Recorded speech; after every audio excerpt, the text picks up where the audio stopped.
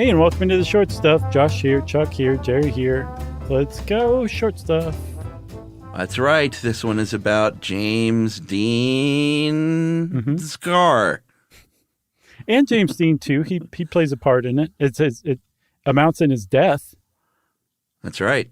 Or results in his death. Yeah.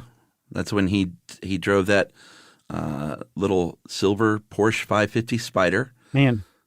One of the fastest. It was like a little race car, basically. One of the fastest cars in the world at the time. Mm-hmm.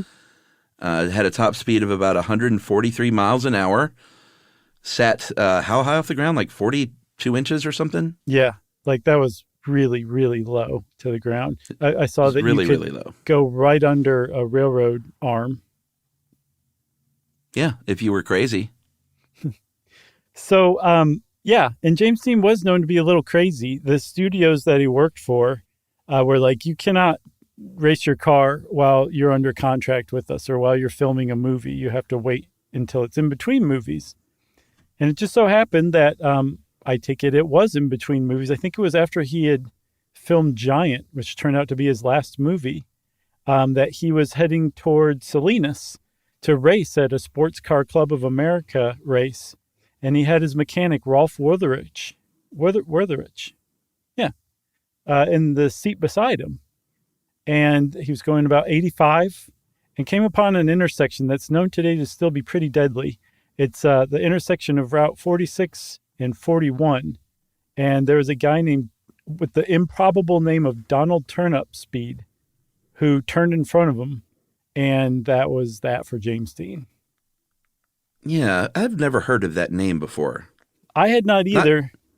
Not turnip seed. Right, that's what I thought. It was a misspelling, but no. Not turnip speed. Right. Literally turn up speed. Yeah, that was the last name of the guy who got in the fatal wreck with James Dean. Isn't that crazy? It's pretty crazy, and it was very sad, and people have gone back since then and said, like, you know, that intersection there, the sun hits really bright where James Dean would have been at that time. Mm-hmm. He would have been very low to the ground being in that car, 85 miles an hour, clearly too fast. And when the guy turned, they think that James Dean may not, because of the path of the sun, may not have even seen this car taking a left, and it was just lights out for him. There's another thread or another camp that says that Rolf Wertherich later said that James Dean's last words were, "He's got to stop. I think he sees me." And then kaboo. And apparently when they collided, Donald Turnipseed was driving a Ford sedan. And when you put an aluminum race car that's, I think, 39 inches, a meter off the ground, up against a Ford in a T-bone collision, the Ford wins. And that little Porsche with James Dean still in it, Rolf Wertherich got ejected from it, which is what saved his life. James Dean was still in the car when it started cartwheeling, just end over end over end into a ditch. And he broke his neck while he was doing that. And that's ultimately what killed him, that and a skull fracture, they say. Did you see the car after the wreck? Mm-hmm. All right. Well, I just texted it to you, so sorry about that. That's okay. Take another look at it. It's crazy that anyone survived this crash, but he was the only fatality. Mm-hmm. And I guess we should take a break a little early here because the story about what happened to that car gets a little bit strange from this point on. So we'll be right back. Well, now when you're on the road, driving in your truck, why not learn a thing or two from Josh and Chuck? It's stuff you should know. Stuff you should know. All right.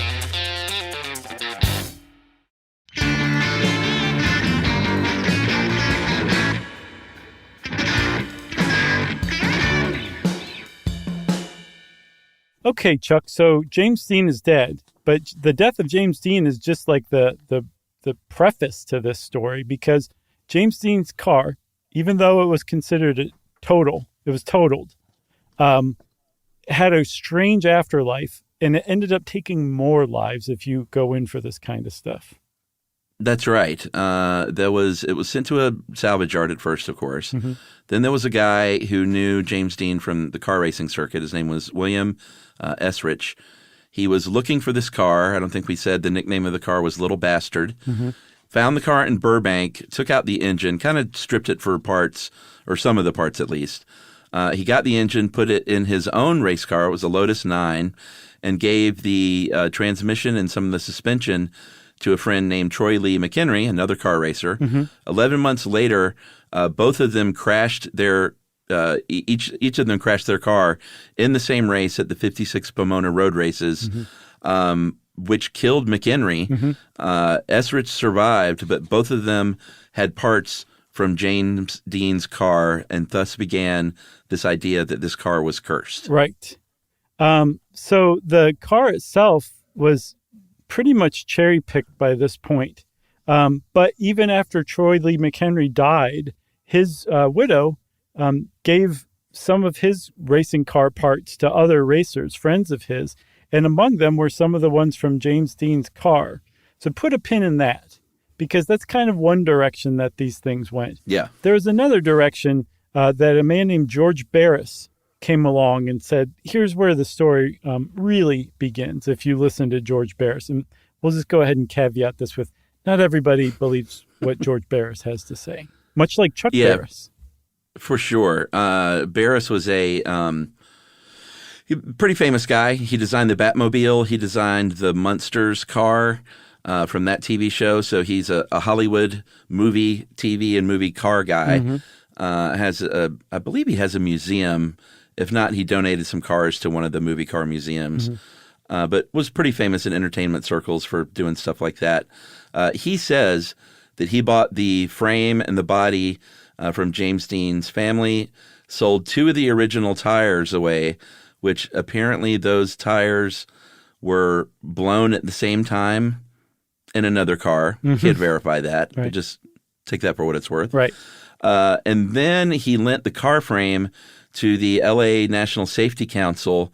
They had like a traveling display, you know, when they'll show like a mangled car from a DUI or something, and as a warning signal. Supposedly that was what James Dean's car was used as.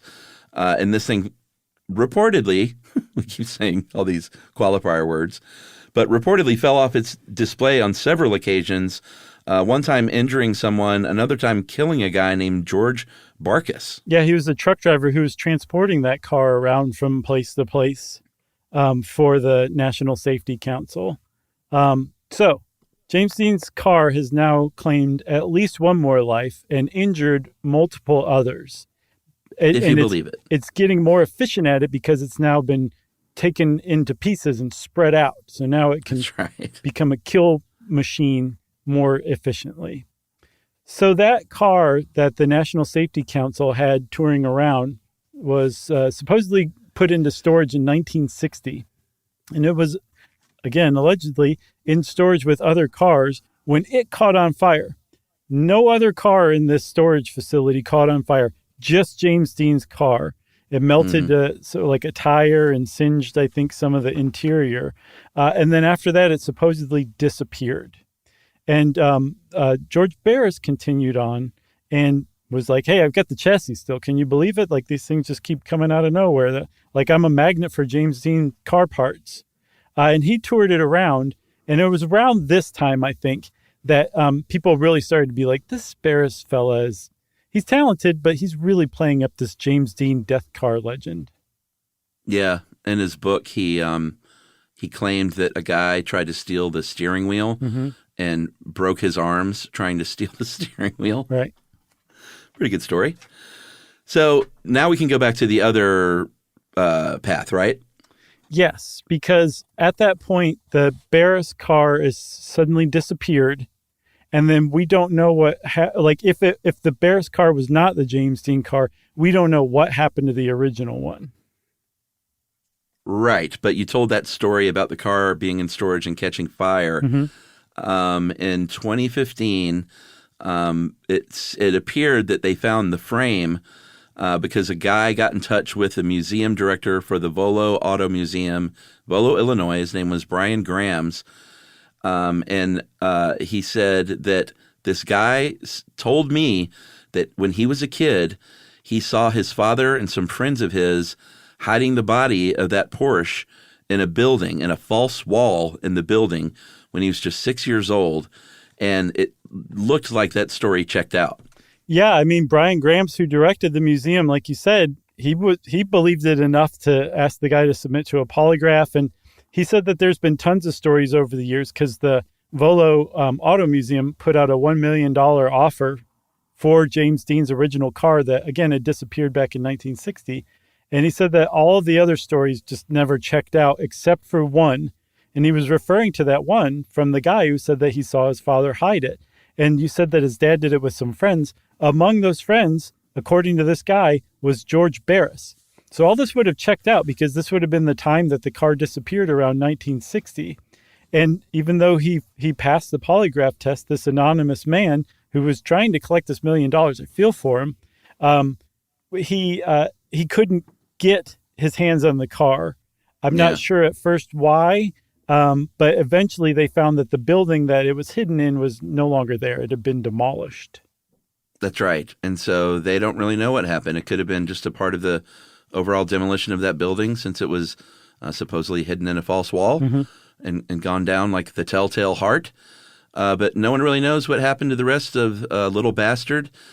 Supposedly there was a transaxle in March of 2020 that I don't think supposedly. I think this was actually confirmed to have been a part of the car because it came from McHenry's widow, and McHenry was the one who bought those original parts and died in the wreck. Right. That transaxle, I guess it combines the differential, the transmission, and the axle all into one compartment. If you know what those three things are, then you'll know what a transaxle is.